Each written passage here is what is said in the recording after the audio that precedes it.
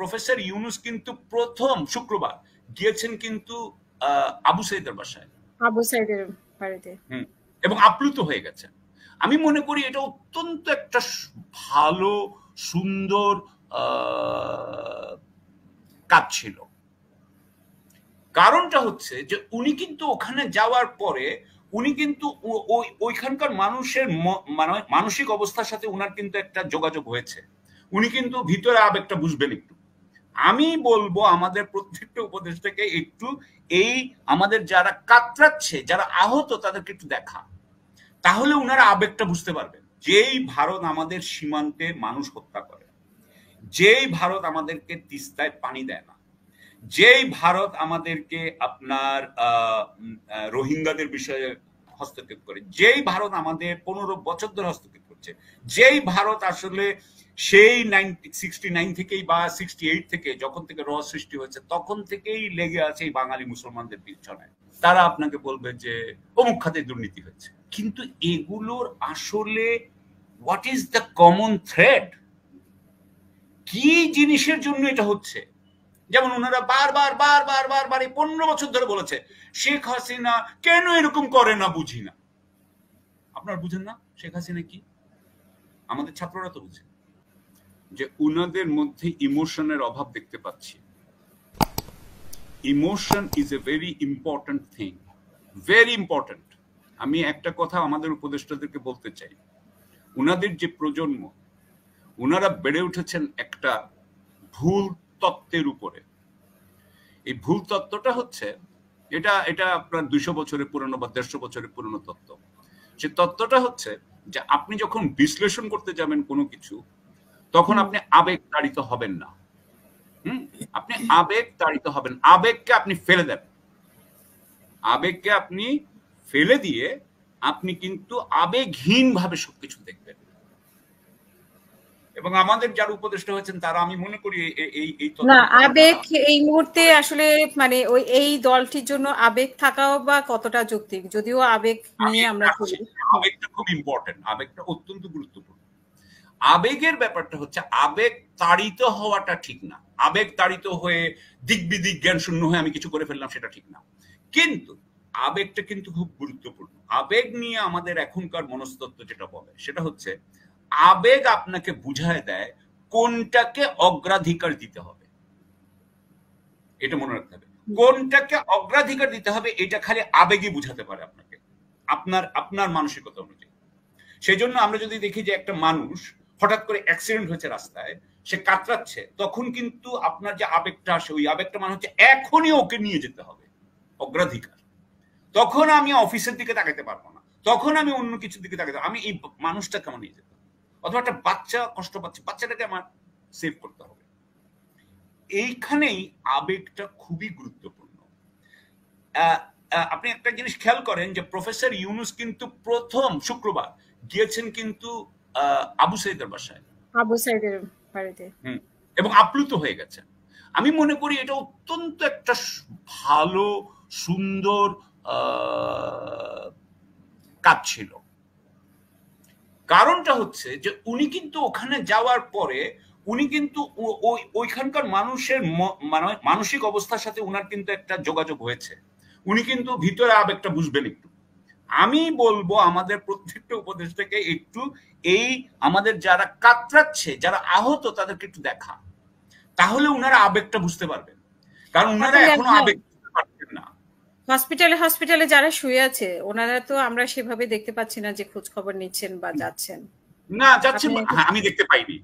আমিও দেখতে পাইনি। সঠিক একটা পয়েন্ট তুলে ধরেছেন। ওনাদের তো উচিত যে প্রথমে মানে বিভিন্ন কথাবার্তা বলা থেকে দেখানোর জন্য না, আমাদেরকে দেখানোর জন্য না, কিন্তু বা ওদের ওখান থেকে শেখা।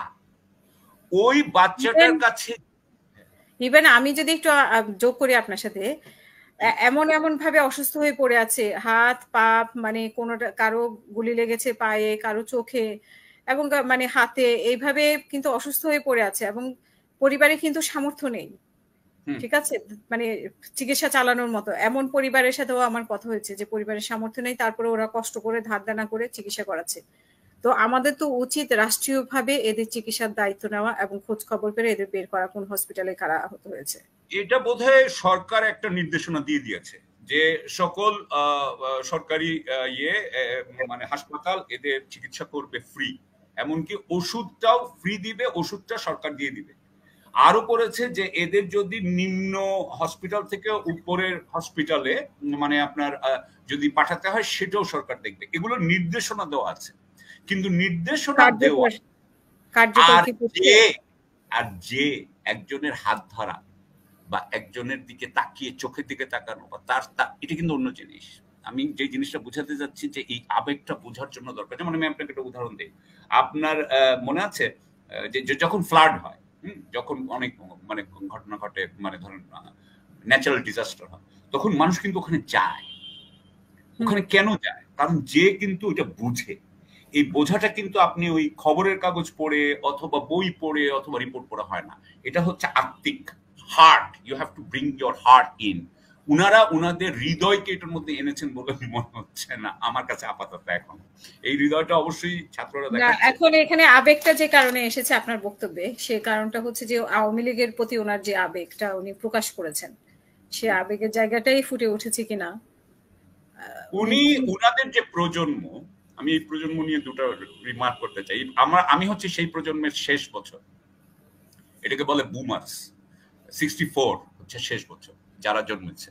এটা বোধহয় 1949 থেকে 1949 থেকে বোধহয় 64। এই এখানে পড়বেন না, ডক্টর ইউনুস এটার মধ্যে পড়বেন না, কিন্তু তারপরে ওনারা পড়বেন। বুমারদের এই প্রজন্মের মানুষের কিন্তু কতগুলো সমস্যা আছে, আপনাকে আগে এটা স্বীকার করতে, আমাদেরকে এটা স্বীকার করতে হবে। সে হচ্ছে যে এই প্রজন্ম কিন্তু অত্যন্ত স্বার্থপর। এদেরকে নিয়ে প্রচুর লেখালেখি হয়েছে পশ্চিমে। এরা অত্যন্ত স্বার্থপর। এরা কিন্তু আবেগ বিবর্জিত। এরা কিন্তু আপনার রিগান রেভলিউশনের মেইন প্রজন্ম। রিগান রেভলিউশন মানে যখন বড়লোক হতে চাওয়ার যে প্রজন্ম, সেই বড়লোক হতে যাওয়ার যে প্রজন্ম, সেই প্রজন্মের ইনারা। এই প্রজন্ম কিন্তু আওয়ামী লীগকে অন্যভাবে দেখে। তারা আওয়ামী লীগের যে অত্যাচার, যে নিপীড়ন হয়, সেই নিপীড়ন তো যারা আপনার বনানীতে থাকে, গুলশানে থাকে, ধানমন্ডিতে থাকে, যারা গাড়ি দিয়ে চলে, তারা তো এই নিপীড়নের কষ্ট পায় নাই। আমি হয়তো এক ধরনের নিজে নিয়েছি স্বতঃস্ফূর্ত ভাবে এই নিপীড়নের কষ্ট, সেটা অন্য জিনিস। কিন্তু অন্যরা যারা এটা স্বতঃস্ফূর্ত ভাবে নিয়ে নেয় নাই, রেজিগনেশন দেয় নাই, তারা তো এটা পায় নাই। পেয়েছে ওই ছাত্ররা। কারণ ছাত্রদের উপরে ডাইরেক্ট নিপীড়ন হয়েছে, ব্রিগেডিয়ার সাখাওয়াতের উপরে হয় নাই। ইয়েস, ডক্টর ইউনুসের উপরে হয়েছে, শহীদ হোসেন সাহেবের উপরে হয় নাই। নাহিদের উপরে হয়েছে, রিজওয়ান হাসানের উপরেও একটু হয়েছে, কিন্তু সালেউদ্দিন সাহেবের উপরে হয়নি বলে আমার যতদূর আমি জানি। সবার অভিজ্ঞতা এক নয়।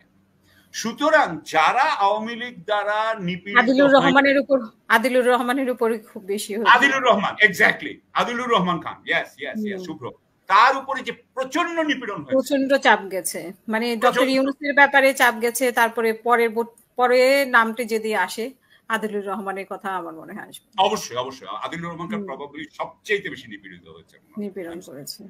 আদিলুর রহমান সবচেয়ে বেশি নিপীড়িত হয়েছে শুধু ওনার ওই রিপোর্টের কারণে, একটা রিপোর্ট যে উনি করেছেন, রাইট, অধিকারের ওই যে আমার মনে হয় হেফাজতের ওই রিপোর্টের কারণে, কয়জন নিহত হয়েছিল রাইট।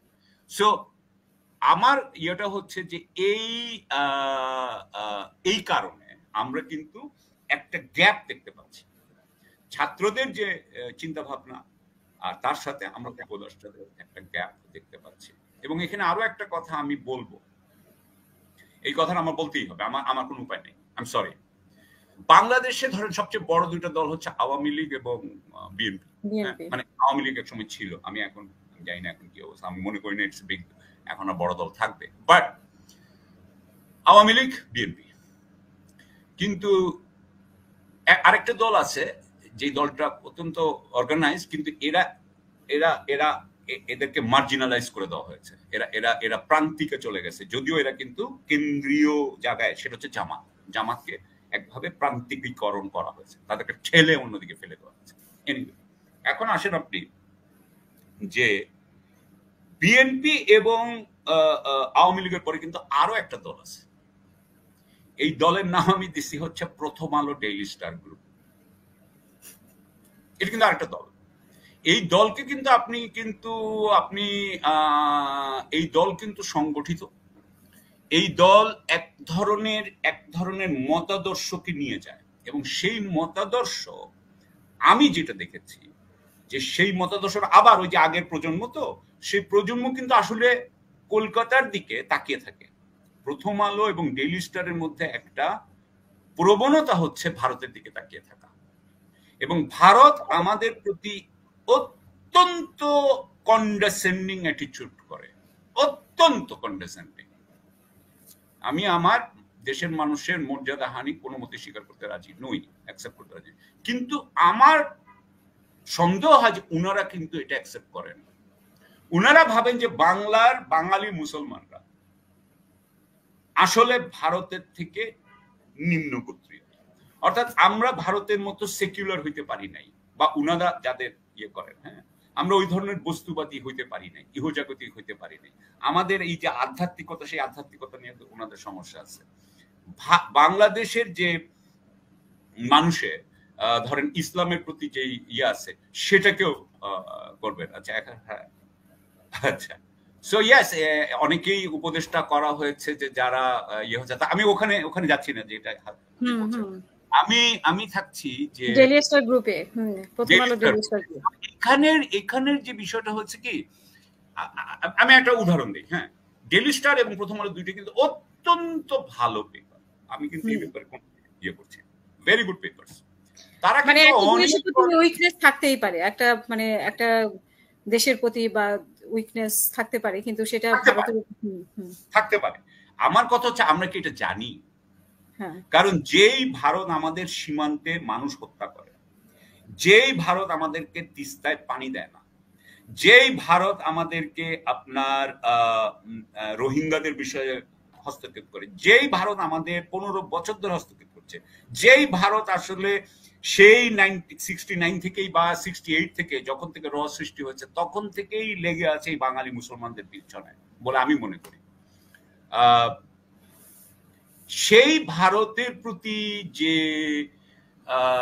নৈকট্যের যে প্রবণতা, সেই ভারত প্রীতির যে রূপ, সেটা কিন্তু আমাদের বোঝা উচিত, এবং সেক্ষেত্রে আমাদের কারণ এটা আমাদের এক ধরনের সাবকনসিয়াসলি আমাদের কিন্তু এক ধরনের আমাদেরকে স্বদেশ প্রেম থেকে দূরে নিয়ে যায়, স্বদেশ প্রেম থেকে। তবে আমার এগুলো বলার সাথে সাথে আমি এটাও বলবো যে আমি যেটা বলছিলাম যে দেখেন ডেইলি স্টার এবং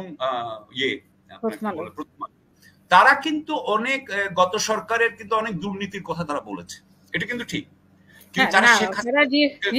অনেক রিপোর্ট ভালো করেছে অবশ্যই, কিন্তু এটাই তাদের একটা সমস্যা আর কি, যে অনেকেই বলেন তাদের যেটা সমস্যা, বড় সমস্যা, তারা কখনোই আপনাকে সামগ্রিক চিত্রটা দেয় না। তারা আপনাকে বলবে ব্যাংকে এই দুর্নীতি হয়েছে, তারা আপনাকে বলবে যে স্বাস্থ্য ক্ষেত্রে এই দুর্নীতি হয়েছে, তারা আপনাকে বলবে যে অমুক খাতে দুর্নীতি হয়েছে, কিন্তু এগুলোর আসলে what is the common thread, কি জিনিসের জন্য এটা হচ্ছে? যেমন ওনারা বারবার 15 বছর ধরে বলেছে শেখ হাসিনা কেন এরকম করে না, বুঝি না। আপনারা বুঝেন না শেখ হাসিনা কি? আমাদের ছাত্ররা তো বুঝে। শেখ হাসিনাকে তো কভার দিয়েছে এই দুটো পেপার, অর্থাৎ শেখ হাসিনার কোনো ইয়ে নাই, সমস্যা নাই, এটাই তো ওনারা বলেছেন আজকে 15 বছর। এখনো ওনারা বলছেন না যে আমরা এই ভুল করেছি। সো আমি এই জন্য বলতে চাচ্ছি কি যে আমাদের অনেক উপদেষ্টা কিন্তু এসেছেন এই জায়গা থেকে, সেই জন্য তারা শেখ হাসিনার বিরুদ্ধেও কোনো কথা বলছেন না, তারা আওয়ামী লীগের বিরুদ্ধেও কোনো কথা বলছেন না। তারা এটার যে সামগ্রিক যে চিত্র, এখানকার যে আপনার, আমি এটাকে বলি হচ্ছে সংগঠিত অপরাধী চক্র। হ্যাঁ, সংগঠিত অপরাধী চক্র, একটা মাফিয়া যেভাবে পুরো স্টেটটাকে ক্যাপচার করে কিভাবে আপনার গণমাধ্যমকে ব্যবহার করেছে প্রচারণার জন্য, ডিপ্লোম্যাটদেরকে ব্যবহার করেছে প্রচারণার জন্য, ওদিকে ব্যাংককে ব্যবহার করেছে চুরির জন্য।